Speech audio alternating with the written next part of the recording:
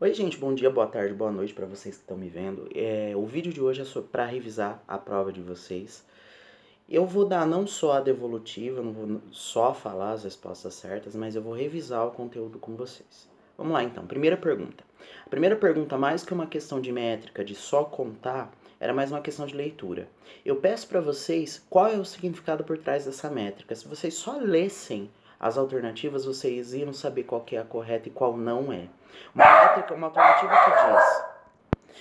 alternativa que diz que não contribui em nada para o significado do poema não pode ser assinalada. Todas as outras, que se tratam puramente do resultado da extensão dos versos, e a D, o poema em questão traz versos de medidas diferentes, eu não ia colocar uma coisa dessas para vocês. Vamos contar então. Sinto que desperdicei na juventude, o D não conta, é átono. Choro neste começo de veli, o C não conta, é átono. 10. A única alternativa correta e que pode dar uma interpretação possível para um decassílabo é a C. O poema traz decassílabos e o nome do poema é Remorso. Isso é uma medida clássica e reitera, entre outros símbolos, o arcano 10 da roda da fortuna. Problemas que ficam recorrentemente acontecendo. Até por isso, ou os remorsos que ficam reassolando a mente do eu lírico. Vamos para 2. Agora eu tô pedindo rima e eu grifei as rimas para vocês. Vamos voltar. Rima, a primeira rima, eu coloco A, ir. Ia é a segunda rima, não apareceu antes, eu coloco um B. Ia já apareceu B. Ir não apareceu A. Então o esquema de rimas desse poema é A, B, B, A. A, B, B, A é um esquema de rimas interpoladas, porque entre dois As eu tenho enfiados, interpostos a esses dois As, dois Bs. E se eu ler o poema, nas nossas ruas ao anoitecer, a tal soturnidade, a tal melancolia, que as sombras, o buliço, o tejo, a maresia, despertam um desejo absurdo de sofrer.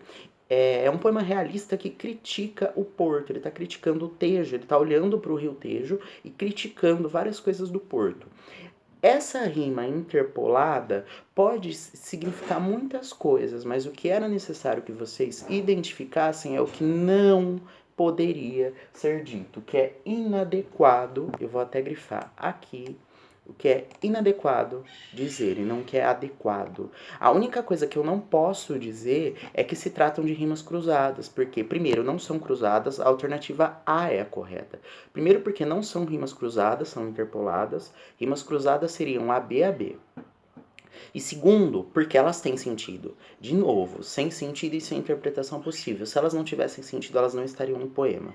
O poeta não teria se preocupado com elas. Se elas estão no poema, é porque elas contribuem de alguma forma para a significação. 3. Variação linguística. Gente, eu dei várias vezes várias tirinhas do Chico Bento para vocês, para tratar da forma como ele fala, que é uma variedade rural, informal e não padrão, só que isso não é um erro, não é um uso inadequado, não é uma corrupção da língua, é simplesmente uma variedade informal e rural. Teve gente que cometeu preconceitos linguísticos quando respondeu essa pergunta, colocando coisas do tipo, é um erro, é uma corrupção. A única alternativa que fala que essa variedade é informal e não uma corrupção é a C. E essa estava muito na cara, que é uma variedade linguística não padrão, rural, informal, mas completamente justificável dado o contexto familiar de comunicação, porque é uma mãe falando com o filho. Eles não precisam se monitorar em como estão falando, mas sim no que dizer. A preocupação deles é na mensagem passar e não em como fazer isso, como eu estou fazendo agora dando aula. 4. Essa era muito fácil, na verdade a maioria de vocês acertou, véi na boa, e esse tipo de coisa não é um estrangeirismo, é na língua uma gíria, que inclusive eu dei a resposta no enunciado, né, específico de uma dada geração. Isso só pode ser uma gíria. 5. Formas específicas de poema. Essa eu fiquei decepcionado com vocês. Porque há uma palavra aqui que é chave, que é essa, respectivamente. Eu tenho dois poemas. O poema 1 se chama Primaveril, Enquanto Meu Cachorro Chora. O perfume da flor e a risada dos meninos são da mesma cor. Três versos numa unidade que remete a uma coisa japonesa. A única coisa que tem de japonês aqui é o haikai. A gente viu isso. E a segunda, isso concretamente, está imagético aqui.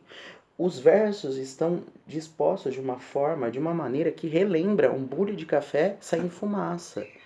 Na tarde fria de julho, vou cheiro o barulho do café descendo quente pelo bule reluzente. E me pergunto já em prosa, existe coisa mais gostosa? Nós vimos esse poema em sala e eu falei para vocês que isso era uma coisa concreta porque eu vejo concretamente a xícara aqui. Isso praticamente está estampado na minha cara. Então, respectivamente, eu tenho um haikai e um poema visual de natureza concretista. A alternativa correta é a E e não a D. Vocês inverteram. 6. Não há vagas. O preço do feijão não cabe no poema. O preço do arroz não cabe no poema. Não vou ler o poema inteiro. Mas só para esse começo, há críticas a alguma coisa. Eu tenho um eu lírico protestando contra alguma coisa. Isso, como forma específica do poema, como nós vimos, é um poema protesto. Essa não teve grandes problemas. Mas a 7 teve. Teve gente que me colocou que esse uso 50% off seria um erro, uma corrupção linguística, e não é. É um mecanismo de renovação lexical, inclusive de uso de questões de outra língua emprestadas para a renovação do léxico. E tem uma motivação pragmática, porque o inglês é considerado uma língua de cultura, ele é socialmente considerado como chique. Então colocar o off em vez de desconto é como se a loja estivesse falando, olha, nós somos chiques, nós usamos o off. Então tem uma justificativa do para que isso. Teve gente que assinalou um jargão próprio da medicina. Eu não sei aonde médicos usam isso, mas tudo bem. Não é um erro absurdo, não é um uso inadequado e injustificável. Por tudo que eu falei, só pode ser um empréstimo ou estrangeirismo da língua inglesa. E a última, Rua Torta, Lua Morta, Tua Porta. Nós analisamos esse poema e interpretamos ele em sala de aula. Eu falei para vocês que uma das interpretações possíveis é de um eu lírico que tá bêbado porque terminou um relacionamento. Uma outra é de um eu lírico que vai fazer uma serenata e tá parado porque ele tá com medo, por isso que não tem verbos.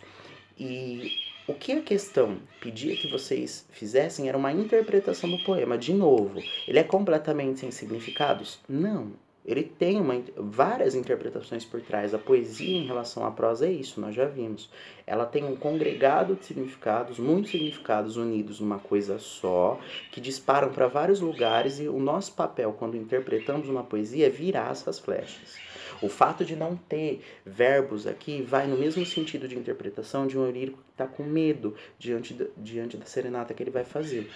Não é um grande erro do poeta, não é um equívoco do eu lírico, essa tava na cara e teve gente que errou. Só pelo tamanho, olha o tamanho da resposta.